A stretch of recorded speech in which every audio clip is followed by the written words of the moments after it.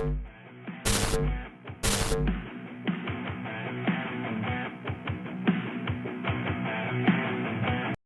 everybody, to another episode of Life Chronicles and Deep Dives podcast. I'm here with Coach Cornelia, all the way in Romania. Hello, everybody, and welcome back.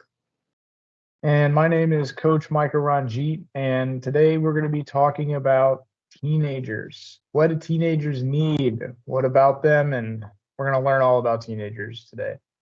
Coach Cornelia has a program specifically designed for teenagers, and she works with them on a regular basis. Cornelia, tell us about your program.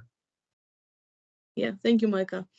Yes, I have one program called the Rising Stars, which wants to empower the teenagers, but also the parents, because being a teenager is like you're a different species for yourself and for your parents. So I'm doing this program twice a year, once in at the end of May, and the other one is a summer camp, so it's only in August. And we are working for 10 weeks in this program, and we are helping the teenagers to get self-awareness, self-confidence, learn a few things about where they want to go in life, how they want to be seen in life, and we're ending this with setting goals and achieving them step by step. Awesome. That sounds like a great program, especially for teenagers because they're all over the place. Talk to me about, is it difficult working with teenagers? Are they rebellious? Because like typically they're rebellious with their parents, but if they find somebody that they connect with, they can be open. So tell me about working with them. How is it? How is that? I mean, I always want to be for the teenagers to be rebellious. I prefer to work with those ones. They are very interesting. And I think it is very important for them to find adults with empathy. That's the most important for them, because they are going through huge changes from 11 years old until they go to 18 years old maybe. So it's a very long period of changes, and for them it's very, very hard. So the first thing you can come up with is empathy. It's very important for teenagers to find someone that gives them empathy and understands them, and understand their rebellions. We've been teenagers ourselves, and we know how it feels like. And another part of the program is very important, that I'm working with the parents as well, because it's a very big change for the parents too. And for them, it's a huge relief, believe it or not, to know that all the parents of teenagers are going through the same thing, right? They are not the only ones. And understanding this, bringing some empathy, you can help even the most rebellious teenagers find their way. Yeah. So most teenagers are looking to be understood, and it sounds like that's what you're bringing to the table. So again, walk me through from the beginning to the end of your program. Like, how does it work? Like, what do they need when they show up, and what do they leave with at the end of your program? Right. So I'm only working in groups. So we are starting with what's the first and most important thing for a teenager: to find their identity, right? That's what Right. they're trying to see who they are. So that's why what we are trying to do in the program. In group, it's much easier because they can socialize. They feel more relaxed Oh yeah. when, yeah, rather than when it's one-on-one with me, for example. They're not that, when let's say we're working in a group, right? And Right. someone says something funny, and the other ones are laughing. And in that moment, you can say it's a more relaxed, less tension in the session, right?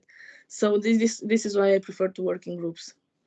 Um, so that's the first part, to try to see who they are, what is their definition as persons. It's very important for them to identify and to see who they really are. The next step, what is self-confidence and how to gain it. We've been talking about it in our podcast as well. So that's another thing, because the teenagers are very scared of who they really are. They are ashamed. They are afraid of criticism. They don't know which group would they belong to, and it's very important for them to gain this self-confidence. So after the self-confidence program, we go to the next one, which is communication skill. All the teenagers want to belong to a group. They want to socialize, so they need this communication skill so they can make good relationships. So again, we are playing a lot in these sessions as well, and it's very easy being in a group where you can play roles. So that's what we are doing. We are playing roles. And of course, after the communication skills, we are for a week we are talking about how stress affects us. For me, it's a very important topic, because being less stressed, you can be much more responsive to the space around you. The teenagers are very stressed regarding anything you can think about. So this is why I'm working a lot on the stress part with them. And then we are working on practical things. We speak about goal setting, and we are setting goals for them. They are setting their goals. I'm just supporting them. We speak about time management, financial management, and happiness, my favorite topic. So they go through all of this and they walk away with a whole new identity. They or like a built identity. They walk away with confidence. They walk away with valuable skills that they'll be able to carry forward into adulthood or young adulthood. Um, Talk to me about working with the parents, right? So teenagers are known for being rebellious. They shut down, they run away.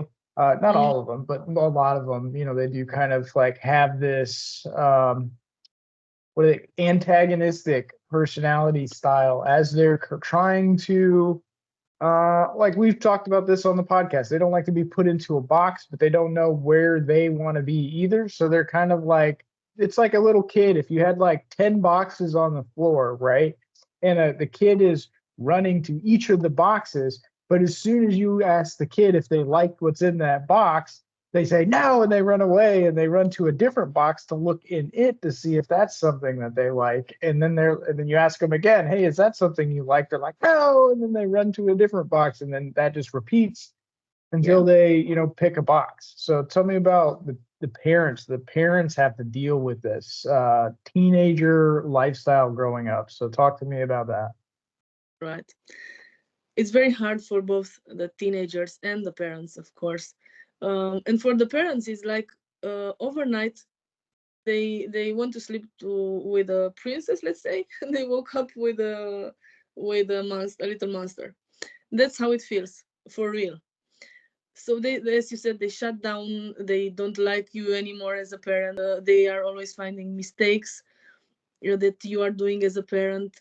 They don't want to talk about anything. They're always depressed, sad. They hate life. They hate everything and everyone, right? And the parents are asking themselves, where is my kid? I lost my kid. And that's where I'm trying to work with them. And as I was saying at the beginning, it's very important for the parents to understand that all the parents of teenagers are going through the same thing mostly. It's not a situation that just occurs in their house. It's everywhere. So when you realize this, you know that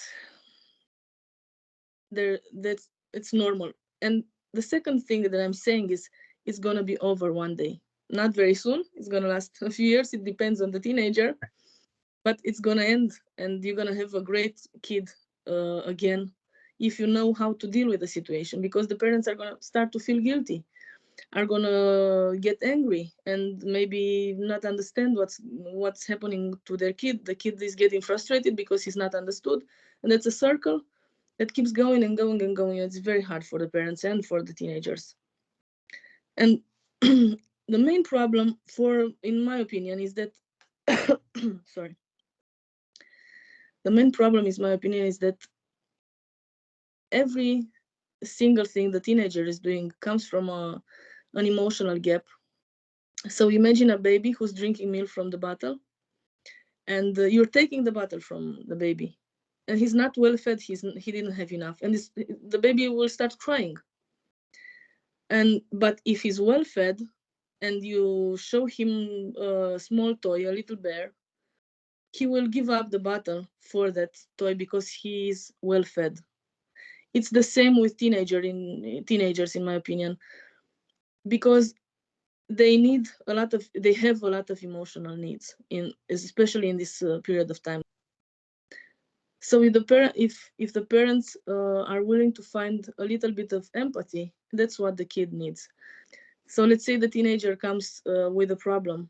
They don't need solutions. They don't need any advice. They just want to be understood and listened. And with understanding them should come the empathy as well. So that's the most important thing for the parents.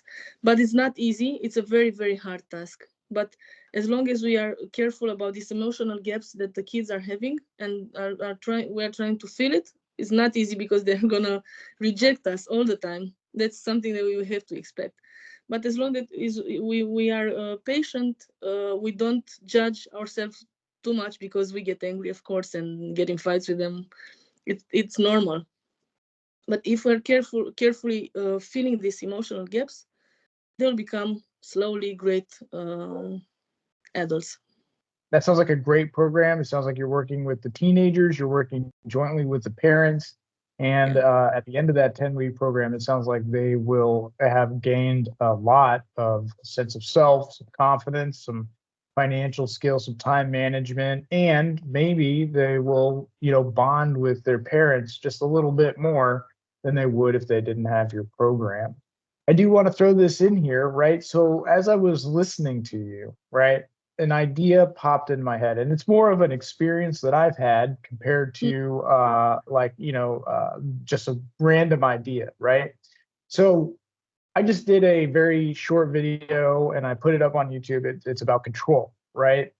Now, when I look at it, and I was a teenager, right? I've hit on this multiple times here, is the rejection. You've hit on it, rejection. We've talked about rebelliousness, right?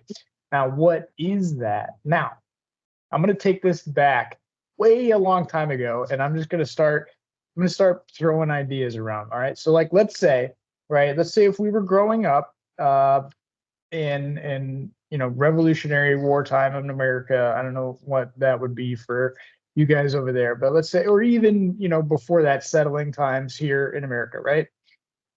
As a young boy or young lady goes from childhood to adulthood, they make that little biochemical transition period, right, where the bodies change and their minds change and they start to grow into that adulthood, right? Those people, right? Let's say those were at what age? I don't know, 14 to 18 through that time period, right? Though they were accepting adult roles, like once they had gotten into that, they were functioning as full-blown adults in Mm-hmm. society as it existed then, right? They still had stuff to learn, but they were functioning as adults. They were becoming more heads of household. They were, some were taking on wives. Wives were, accepting husbands, right? They were moving into that adult place, right? Now, what do we have today? We have essentially like a regression of uh, like growth for kids, right? They're in school longer. They're um, living with their parents longer, right? They are even now, like we've got, in our Constitution, right? You're an adult at age 18, but you can't drink or smoke or in most states own a gun until you're 21, but you can drive a car, you can go to war, you can pay taxes and, like all of those things. But they've scuttled some of the adulthood into, further on, but they've still made you responsible here. Now, put that with a teenager growing up, right? So a teenager's under control a lot longer. And that's the point I wanted to get to, is that the human body, the nature behind it is to be a kid, go through puberty, claim that adulthood, and then move on with their lives. But as a society, we have it set up to where their kids, they're go through puberty, they're still in the household, and the parent still has control, right? A lot more control than they would have if the kid were to grow up in a society where they were more responsible, right? So you've got this, right? And I think that's where a lot of that rebelliousness comes into play, because they're trying to assert their own agency. They're trying to assert their own personality, their own livelihood, their own identity. And if they're still under the control of their parents, they can't actually do that. So I think that's where a lot of that rebelliousness gets into play, which is why I think your program's great, because it helps them find their identity, gets their confidence so they can socialize, gives them some adult time management, money management skills, but also helps the parents understand what's happening, because a lot of times parents, while they've went through this at themselves, I mean, not a lot of times, all the time, parents, you're not a parent unless you went through puberty and when as a teenager, right? So they've went through this, but they don't self-reflect, they don't introspect, they don't take on a role. You may hear them say every once in a while, "Oh, I've done that as a kid," or like, I understand that, but they're not really walking in their kids' shoes. And I think that is where it also comes into like the control portion, right? They want the kid to do what they want them to do. The kid's trying to figure out who they are, and they feel clamped down on because they can't do that Right. as easy with the parents. So, excuse me. I think it's great that you have a program that will help mate the two together, and they work hand in hand. I actually talk a lot with the parents about being self-aware of how they are treating the teenagers, because there are some I have some points to follow. It's mandatory. Show respect, don't try to control, and so on, as a parent to the teenagers, because they are trying to become their own personas. We cannot control them forever. Even though they stay with us in our own house, they still deserve respect. They deserve to develop themselves and to find out who they are. We cannot control them all the time, right? So that's something I'm talking with the parents about. Be self-aware of what you're doing. Don't judge yourself too much, because you might lose it sometimes, but be self-aware. Don't try to control them too much. More like listen, understand, and have empathy. I mean, that's not to say that they still don't discipline their teenager, right? Like if the teenager goes wrong, they still, like discipline. Now, you don't want to be a doormat to a teenager, because then, then the roles will flip, right? So if a parent is obviously, we want them to have empathy, they want them to respect the teenager, you want them to like not have as much control over them and let them kind of like come up with themselves. Right now, let's say a teenager does something bad, right? Parent still has to assert that discipline, right, over the teenager, so they can learn the lesson. If they aren't ever punished for doing something that's wrong, they won't ever learn that it is bad. So when a teenager does something bad, it's important for the parent to establish that discipline, but also respect at the same time. Roles can flip, right? So if the parent doormats, right, doesn't ever stand up for even just themselves or stand up against the what the teenager's doing, then the teenager is actually the one that's in control. So the power dynamic shifts and the power goes to the teenager, right? And then the parent essentially could lose control. So if you keep allowing somebody to do the wrong thing and they keep getting away with it, right? Then they keep thinking they can get away with it, right? And then by the time that you want to step up and maybe squash what they're doing, it will have been too late. They'll have too much control, too much power, and the dynamic won't shift. So I think there's a good finding balance, but I think your program helps them find that balance. It sounds like it really helps them find that balance to help the teenager have that control, but also have the parent still be able to assert themselves in the relationship. Yeah, that's true. I'm usually asking the parents if the teenagers are having younger siblings, because usually as a parent you want to have control over some situations, like drugs, alcohol, whatever, this kind of really bad ones, right? And that's when you have to come up with some rules, very specific rules that the teenager already have implemented in their brains when they start being teenagers. So I'm strongly encouraging the parents to start pretty early with these rules, and the parents should have this, let's say, 4 topics where they don't make any compromises. You're not allowed to drink, you're not allowed to use drugs, you're not allowed to go out after 11 or whatever. It depends from parent to parent what they want to, what kind of rules they want to choose, but you should start as early as possible, and they should come into the teenagers years with this knowledge that these ones are not negotiable. I mean, because those things are definitely important, because like obviously you don't want kids to be getting in trouble, right? But to some degree, teenagers have to go through like trial and error. Like my analogy for the boxes, right? They run up to the box, they're looking in the box. The parent says, "Hey, do you like what's in the box?" The teenager looks back and the parent says, "No," runs to the next box, right? And that cycle repeats, right? Yeah. Trial and error. They have to have, I mean, you can't have a kid not make mistakes, right? So the kid like the teenager, even anybody, you can't learn unless you make a mistake, right? There's no, you don't have confidence without fear, right? So like you've got to have mistakes to grow.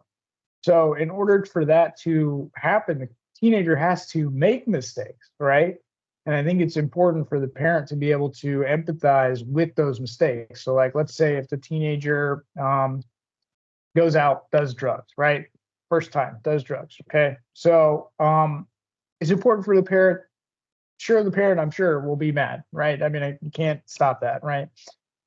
The thing is the parent needs to have the empathy to be able to talk to the teenager, explain why that's bad, but also then implement a punishment that the teenager understands why it's happening, right? So if the parent is, and that's a need that a teenager needs, right? Teen need that a teenager needs, right?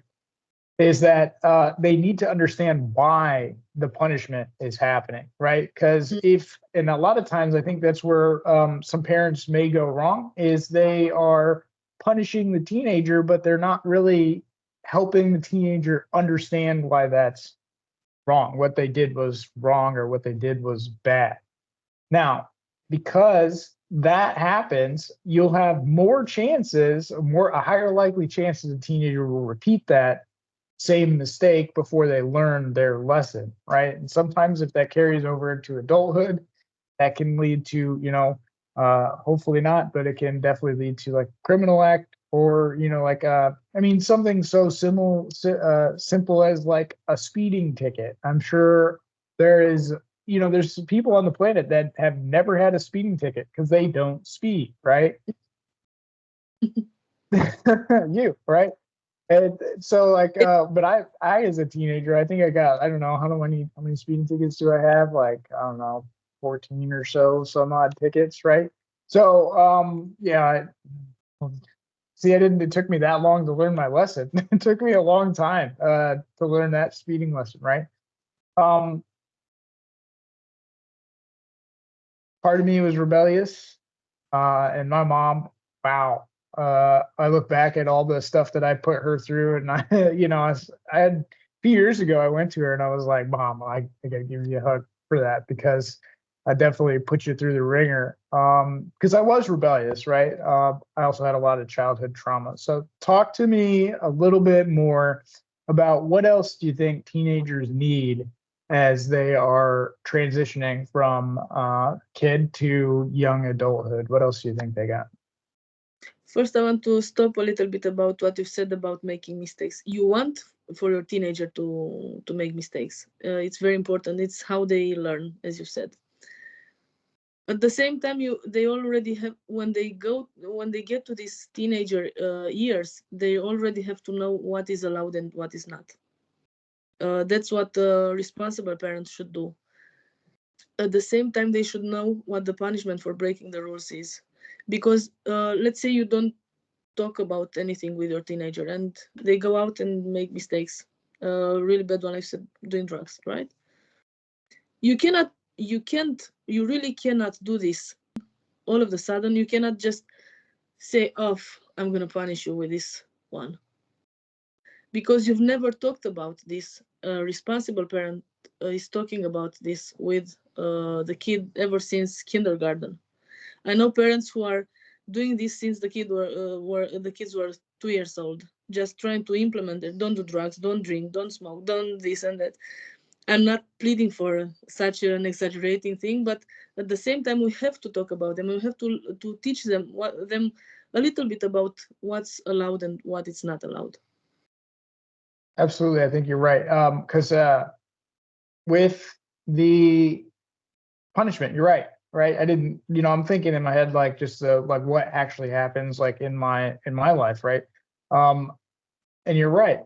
I think parents could offer they should be offering. I don't really like to tell people what they should and shouldn't be doing, but let's say we'll use a softer word. They could offer, right? This is what you like. If you did something wrong, the kid has to know that there is a punishment attached to that. I mean, and you're right, because like I look at adult society, right? You've got a crime, and then you've got pages upon pages of like possible punishments for just like one crime here in the United States. So as an adult, if you know the crime, and you can look up like what punishment you potentially could get for each of those crimes. So I think that is a good point that you made for teenagers to be able to understand, like like let's say if they do something wrong, but they didn't know it was wrong, or they didn't know that there was like a punishment or that it was right, then in that aspect, as long as it's not a crime, then they they the punishment should be more of an understanding why that's wrong, and then next time you'll get like whatever punishment. Yeah, but announce before that. So next time, my kid, you're gonna get this punishment for if you're doing this again. At the same time, there are mistakes that you want to happen, and you just have to listen to it. If you're lucky enough for the kid to come to you and say, Mom, Dad, I've done this, or this happened to me, I got scared, or they live in fear like us, the parents. At the same time, these times we're living in are pretty scary sometimes. And if they come to you and tell you about it, it's like if you imagine when the kid was just learning to walk and they hurt their knees, they just look at you and try to see what's your reaction as a parent. And if you start to become panicked, the kid will be the same. If you start to laugh and say, you're fine, it was great that you tried, the kid is going to have the same relaxed manner of trying again and doing until they get better. It's the same with the mistakes for the teenagers. You want them to make mistakes, and you want to listen to their mistakes and be understanding and empathetic, and let them you sometimes you just need to trust that they're going to learn their lesson, right? Mm-hmm. That's part of that letting go of the control that the parent has. And then also you brought up another good point. The teenager has to have a safe place to come to talk to the parent, right? Because like if the teenager doesn't feel safe with their own parent to talk to, right? And then Yeah. they may go to outside sources. So if they go to that outside source may not deliver values that are in line with what the parent wants. And then that can create turmoil, because the teenager is going to find the path of least resistance. So if the parent is very resistant to being open to talking and having that safe place with the teenager, and they go to this outside source, that outside source is going to validate the teenager more than the parent, which means that the teenager is going to start listening to the outside source. It's going to start, being validated. And in this case, right? So like, let's say if we're looking at, I don't want to get political with it, but like if we're looking at a case where a parent has a kid that is in school, and this is in the United States, I don't know how it is over there, right? So if the kid doesn't feel safe going to the parent, the kid can go in a lot of places around here, the kid can go to the teacher, right? And that teacher may not talk to the parent about what the kid has said. And then what happens is like a whole downward spiral of potential harmful behaviors and, we'll say consequences that could happen for the teenager just because they went to this outside source that is not their parent. Now, in some cases, if the parent is not, let's say if they're abusive, right? Abusive parent, right? In that case, the kid's going for safety, not understanding. And there's a big difference. I want to make the distinction between a parent that's just not willing to listen, not to create a safe space for the teenager to come if they've made a mistake, is completely different than a parent that is full on emotionally, psychologically, or physically abusive to the kid, where the kid physically cannot be safe in their presence. Yeah, you said a very important thing. This one with a safe space.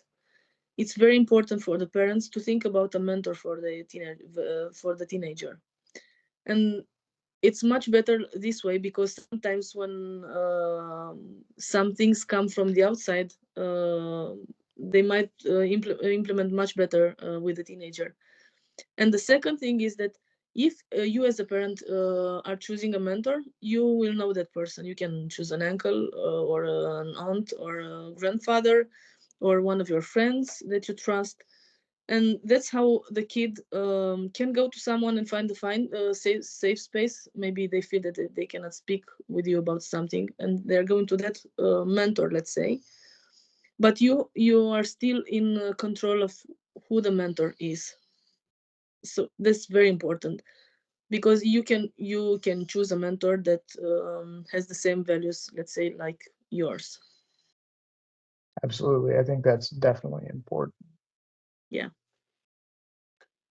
All right. So that was a great topic on learning about what teenagers need. And I'm thinking that Coach Cornelia's Rising Stars program is a great program. She's going to link that in the description box below for you guys. If you have any questions for either of us, please don't forget to leave them in the comment box below. And don't forget to like the video and then check out our channel for more episodes coming soon.